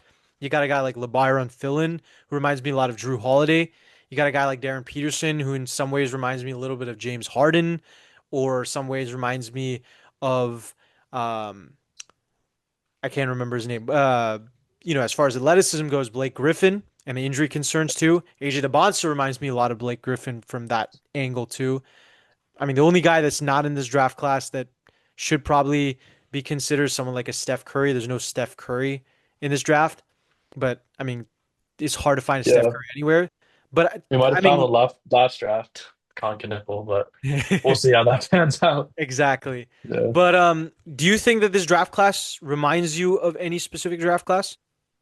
I think that 2009 is a good comparison. Like Blake Griffin is, um, was he number one that year? That was Yeah. before I was, yeah, yeah, because he was rookie of the year too. But um, his athleticism obviously was just like superior to basically anyone else in the draft. So probably Debansa. Then with the Peterson injury concerns and Blake Griffin ultimately had injuries kind of derail his career somewhat. But I don't know if I can't think off the top of my head like another draft that would feel super, super similar to, because I don't see a huge bust at the top, like in 2024, like a 2018 loaded class, but with like busts of the, like basically DeAndre Ayton, like, and then Luca going third. Like, I don't think Devansa or would be like the level of like DeAndre Ayton. Like, he should be able to pass that pretty easily, I think. I think Peterson is the one where it's like, we'll see how it is. I think Boozer is going to be proven to be like a good player as well. And yeah, your whole thing about Lundenberg, I guess, to circle back to that, is he is also a proven champion. So I don't know how much that matters in the NBA that they won uh March Madness, but I mean Jalen Brunson won it twice and he's now a champion, so I guess that's a good sign. Right. But he'll go a lot higher than Brunson went. But yeah, Yeah. I think I don't But see any of the top out of the top four, like I don't see them being the one I would say is the most scary for a bust is like Peterson if the injury concerns are like serious. Because if you do get injured more early in your career, I think it's a bad sign that your longevity ultimately won't be like the best. that's But yeah, true. I'm concerned personally about Caleb Wilson as far as like bust potential goes. There are a lot of really. flaws in his game, and specifically in places that I feel like NBA teams generally are very impatient about prospects these days, especially with his youth. He's a very raw player, so if he is to develop, I just don't see him developing that quickly, and that is going to be an issue. Um, I don't think his shooting is as good as people think. He's talented as a shooter, but I just don't see his efficiency really making a mark at the next level. I don't think he has the same type of post skill that someone like Cameron Boozer has. He's not a great ball handler whatsoever. And for me, I personally prioritize that a lot when it comes to talking about prospects. And then he has some injury concerns too, which is a big issue. So yeah, I mean, from Boozer's standpoint, I just don't know, or sorry, not excuse me, Caleb Wilson's standpoint. I just don't know whether he is. I mean, he's another player that I kind of look like in the same light of Darren Peterson.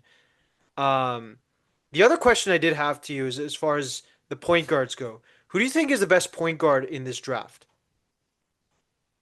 Um, that's a good question. I think this isn't like the obviously the top guys are like forwards. Um,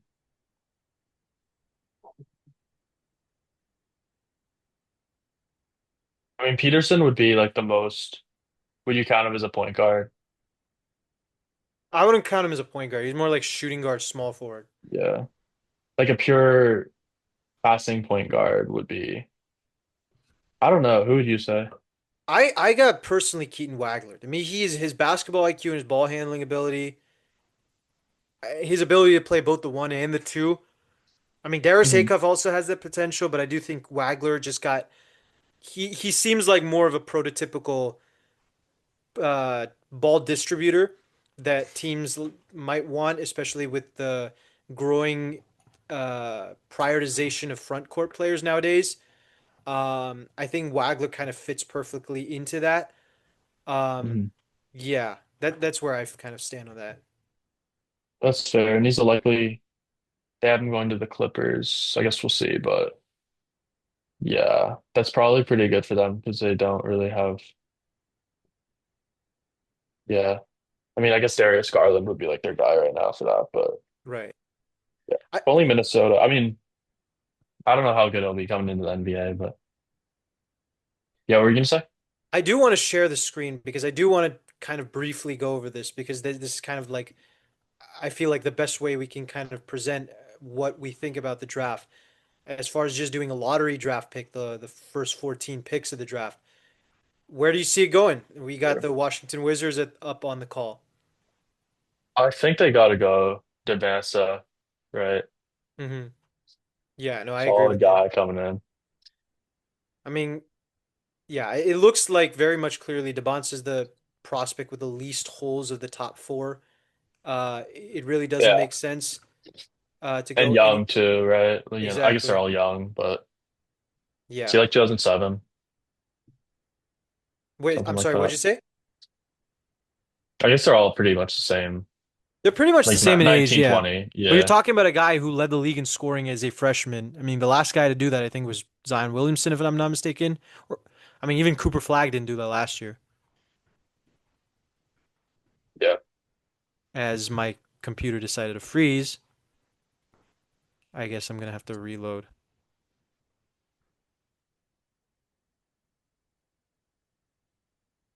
That is unfortunate. Oh, continuing where you left off, though. Yeah. There we go. Come on. Don't you just hate when your computer freezes? Yeah. Tends to happen when I'm on like call too more often. Yeah. No, I mean, okay, so the next pick, I mean, it's the Utah Jazz. I think it's very clear they're going to go Darren Peterson. I actually think it might be a better pick just strictly from the standpoint of, I mean, he's a guard and they got a lot of good forwards. Yeah, Um, I mean, having him next to Keontae George and Ace Bailey kind of perfectly aligns with them there. It'll be interesting to see, though.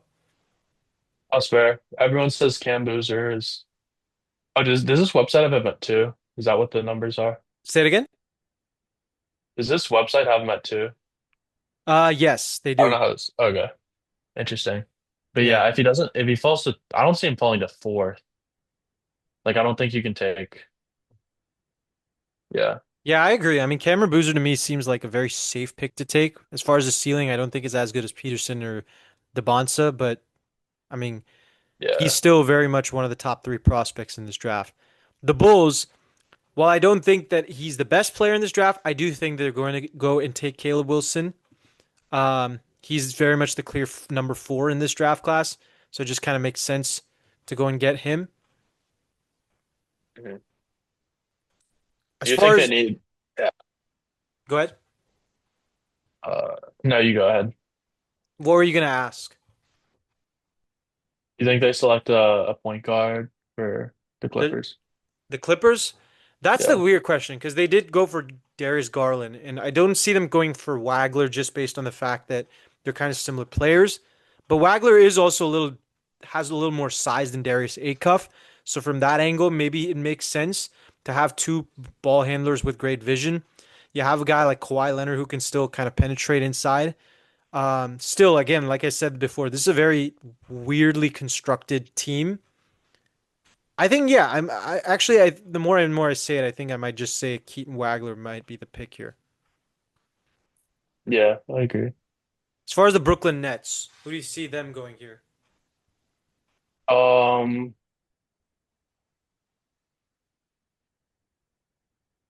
I think they're gonna go likely Darius Acuff Jr. I mean,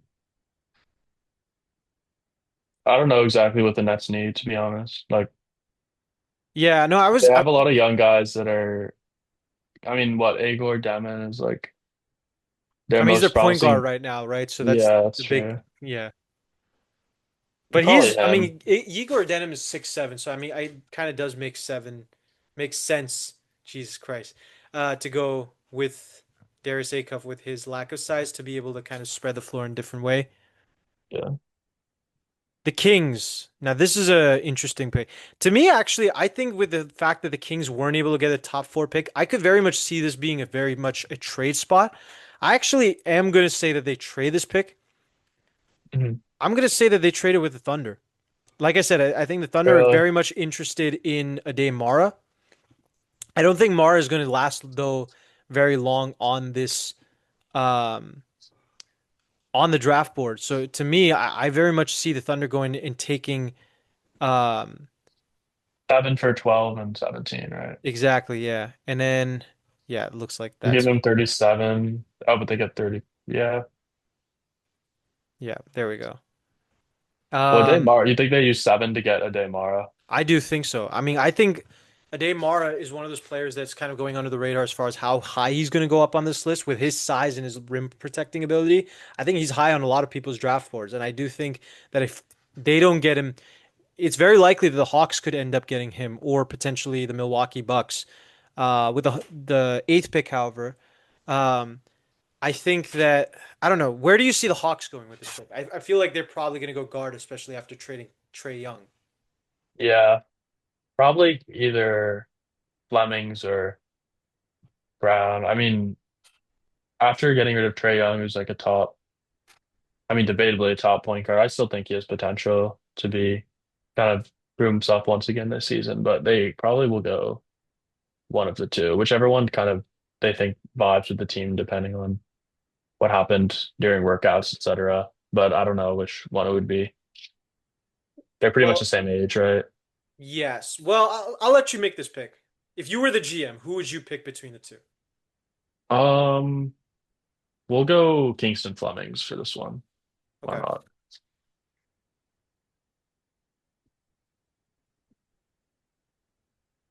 I actually probably would have made the same pick if I were you. Yeah, the Kingston Flemings. I like Kingston Flemings a little bit more than Mikael Brown. Yeah. Um, Granted, I haven't. I'm still kind of. That's still kind of a toss up between for me. Um, as I make my draft board fully concrete before I release it later on today, or potentially tomorrow, depending on the schedule. But yeah, I mean, I do think that uh, either way, that the Hawks do need a guard, so I do think that they're going to draft one. As far as the Mavs go, I mean, I think that they're probably going to go guard too, right? With Yeah. the fact they need to help someone like Cooper Flag, I think it makes sense at this point to go Yeah. and get Mikael Brown. Who the Bucks? If we're assuming no Giannis and they're entering what full rebuild at this point, or not full, I feel like at this point, yes. Even if they land Brown, For sure. what do they need to? What's their current roster looking like? Let's look it up. Let's see. I mean, it's right there, right? Or I guess, Well, I mean, it's. I think in this case, it would probably be better to look up the depth chart because we can kind of get a better yeah, gauge fair. on just even like which positions are more heavy on this team. I mean, they do got a lot of forwards: Miles Turner, Bobby Portis, Kyle Kuzma, Yeah. etc. Um, yeah, holy shit, that's a lot of data. Is that the last day of the season? That was like the day to day, Yeah, or is it? But okay, that's crazy. If we're assuming no Giannis, then we get um they do have a lot of forwards, but I don't know if any these guys aren't the best. I think Ousmane Dieng has potential to I be a agree. good Yeah. player. I go and they have their center and Miles Turner who's pretty competent. They probably go a guard. Like I don't see them going Yaxel at like what 9 or 10. I What was agree. it? 10. So Braden Burries, LeBron Filan Jr. Point guard or shooting guard, which one? I'll leave that up to you, actually. Braden Burries is a little younger. Maybe go that.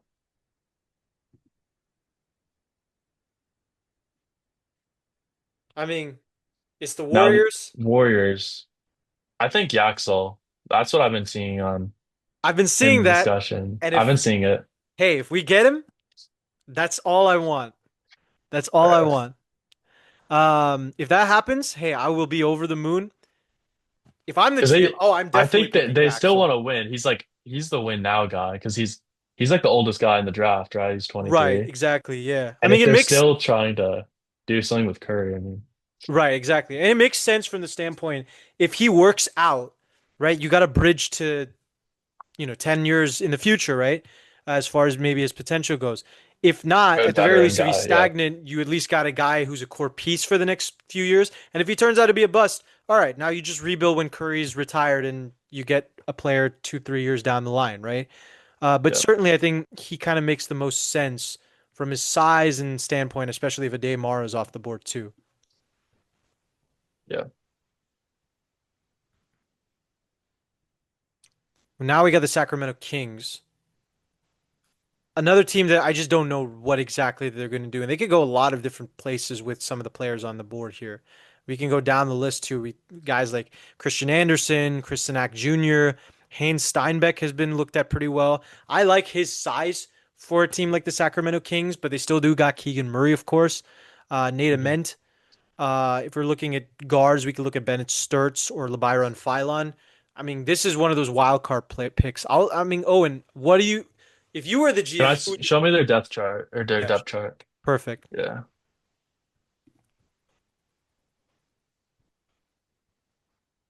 And this is assuming obviously the Thunder trade happens, which I feel like the Thunder can just get a Daymar at 12 now. Like Probably if he's if on they the really board, want though. him. Yeah, yeah. I He just don't probably see them. I mean, I don't if see him they going 11 or below. It could, but the big thing with them going a day Mara is, I mean, they got Sabonis and they got Maxime Reynaud, who's they're pretty high on too. But especially the fact that they have been very adamant on not Yeah. trading Sabonis makes me think that they're probably not going to go for like a true center. They could just still go for a front No, court yeah. player, but I I mean, in just real yeah. life, what the Kings of the 6 or 7, I don't think they're gonna go. They won't go a Daymar that early.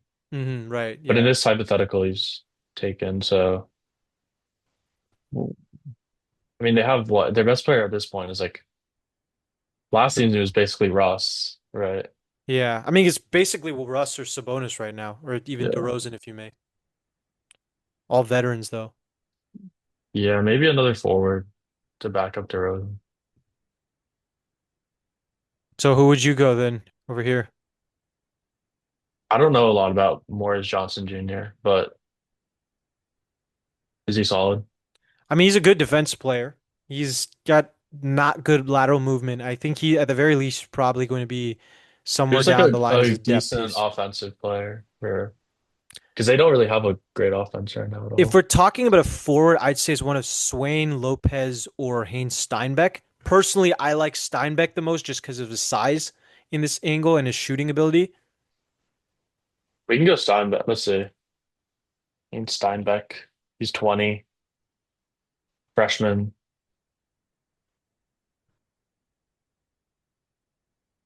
Yeah, solid rookie forward. I think that's fair for the if From they the have a standpoint he's pick. a freshman, it kind of makes sense, especially for a Kings team that needs to rebuild, right? From that Yeah, angle. Now we get the Miami Heat. Certainly, they don't need a center to replace the greatest scorer of all time in one of Bam course not. Adebayo. Um, I think this makes sense to go LeBron Philon here. They really don't have a guard, and they're always a defensive-minded team with Spoelstra. To have someone who, to me, I mean, Phylon, with the tape I've seen of him, he really, to me, stands out as a guy who could be a potential all NBA defensive team player in the near future. I mean, he, to me, is the closest. I mean, my comp to him is Drew Holiday. So, I mean, he's a hound. He can basically just guard you from 90 feet all the way. I really think he's going to be one of the better players in this draft class just based on his defensive skill set. I think he's a perfect fit for the Heat in this hypothetical. Yeah, fair. I mean, I could also see them going more as Johnson based on their lack of power forward depth, but I just don't see there being a power forward that they like in this draft class that's still available. If they were to go for a power forward, I think they would trade up hypothetically in the same way that the Thunder did in this draft. But yeah, I mean, that's kind of where I stand. Hmm. And now we got the Charlotte Hornets. Ooh, This is like the ultimate you're wild saying card. center is severe with Musa and what Ryan Kalkbrenner basically is like Right. It's their definitely their backup. biggest, I mean, it's definitely their biggest need for sure. Yeah. Um,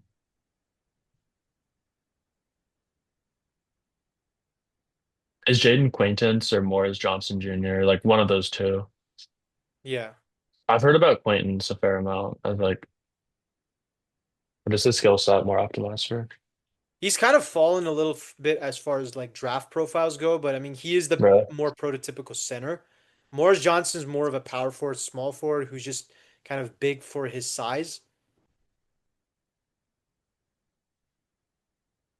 Yeah, I feel like the offense, I mean, Hornets, let's see. Their offense is incredible, but Their defense, they, not so much. Yeah. yeah. If any of those guys are more defensive, then I would Quite. go that. Both of them are great defensive players, but Quaintance is better as far as a rim protector goes. Like I said, he's better as a true center. Hmm. More is it, yeah. Uh, I think they're a true center away from being a little bit better. Although obviously I don't think he'd be starting, but I'm, I mean, I could also see them very much trading this pick too for like a true center and maybe a few first round picks in the near future. who The would they go question, for then? yeah, And that's the this, big I still question. think they need someone a little younger, Well, I don't not too know. I young, mean, but with the amount of young players that they have on the roster, they could easily go for someone like if the Thunder per se are like, trying to shed cap space and they want to get rid of Hartenstein, I could see them going Hartenstein, for yeah. them.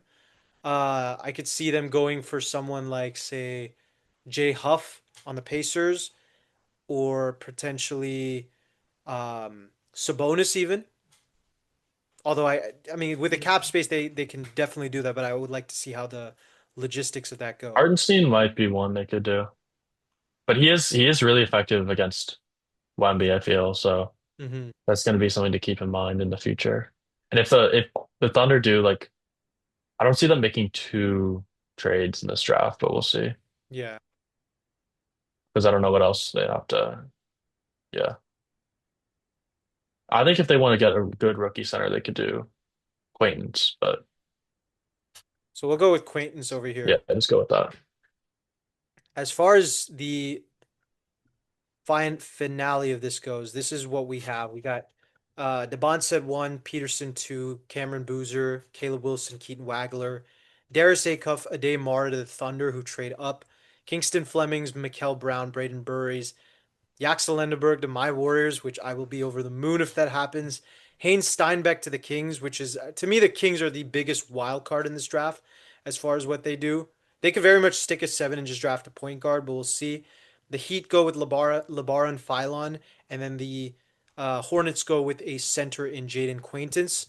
Um, I don't know. I mean, this draft in one way or another is going to be a very interesting draft class. There could be a lot of trades. There could be none at all. Um, but I think that as far as that goes for the draft, I mean, I think that's it. And as far as this episode goes, I think that's kind of where we'll leave it off. Uh, Yeah, this is our first episode, guys. So let us know what you guys think in the comment section. Let us know where we can improve.